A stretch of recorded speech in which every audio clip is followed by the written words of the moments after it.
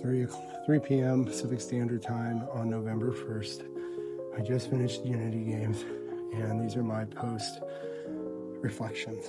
I was over-prepared, not under-prepared. That's a bonus. I wasn't sure which one it was going to be because I felt like I had a lot to do still, but if I looked at my to-do list, it was done. So, yeah, snafus with people kind of jumping in line a little bit on the strength event. I purposefully didn't put up a lot of caution tape like I normally do because I wanted the event to feel more intimate. We didn't invite a lot of other gyms this year. We wanted it just to be our gym, and there are a couple other gyms that have come in the past, so we invited them to come back again to repeat, but we didn't really reach out to other gyms very much. Let them know. So I was stoked that we were able to get rid of some of the extra equipment, and a lot of the people in the community got some great equipment for their garage gym. So that's really cool. I'll definitely try to do that every year to help out the community supply their garage gym and fill their garage up, because the more fitness you're doing, the better, right? That was pretty cool. But I think I could have done a better job for that more. Maybe like a Google form or something could have gone out, and a lot of people that kind of purchase equipment prior to the event even, and just like pick it up with their name on it, I think is what I'm going to do next year to make it a little bit more obvious and easier for everybody to understand, because I had a lot of questions about that throughout the weekend or throughout the day. So that's something I'll try to improve on next year for sure. But stoked that we were able to do that and we're able to provide that equipment for the community. So that's pretty cool. Definitely need to supply more weights on the sandbag and switch it from sandbags to D-balls for sure. Those are much easier to use. You don't have to worry about the sand and all that kind of stuff coming out of them.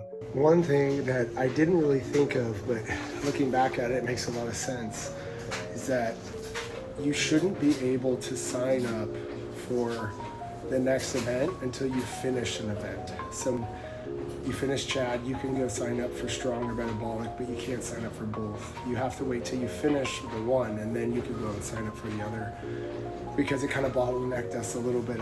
We need to have dedicated volunteers at the heat tables and with the scorekeeper. One cool thing I did like was that we had these master spreadsheets set up that when they checked in, everybody wrote down the weights they were going to use prior, so it was easy for us to set it up when they got into their heat. But I think what we could do even better, because then that was one extra step from the physical spreadsheet to the score, is that if we can supply an iPad at that one station where Strong is and Metabolic, when they're checking in, everybody can put in the weights and stuff. Maybe we would need more. We'd need like 3 iPads, but if we could somehow get iPads, maybe we could get somebody to donate them or something.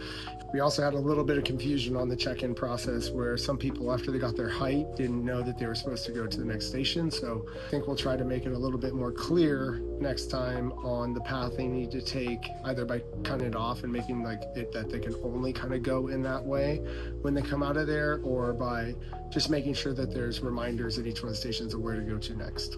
We need to update the scorecards to include the final time to actually be at the top of the sheet, and in bold, maybe even highlighted letters, just to constantly reiterate that final time of the whole event is super important.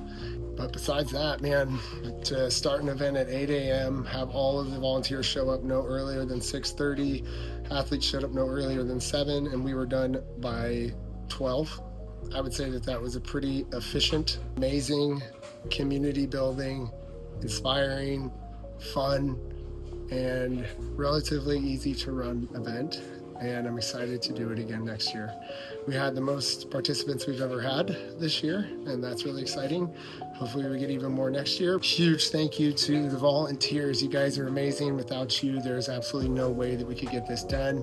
A gigantic thank you to all of the members that put together all of those boxes inside of boxes. That is now an inside joke at our box.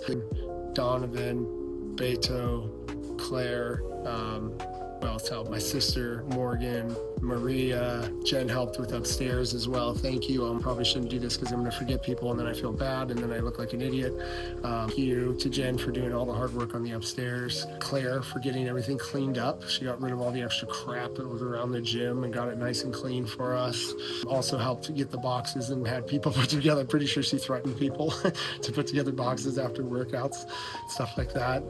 God, who else, man? Everybody else. All of the volunteers. volunteers. Pete brought breakfast burritos for everybody. You're amazing. Getting 1 billion people, I'm sure. Maribel, the scorecards and score sheets. She's the one that made the whole score sheet and everything. It's amazing. I'm going to write all the volunteers a personal thank you card. So if I didn't mention you, it's coming. Thank you. Thank you. Thank you to everybody that participated for the first time ever too. So you trusted in me to do this and you were scared out of your mind to do it. And I'm thinking of a few people right now who were so brave and took the step to do this. Like, thank you for trusting in me, and I hope that you still trust me. That you think it was a good idea and that you'll do it again next year. And I can't wait to see your progress, you guys. Thank you.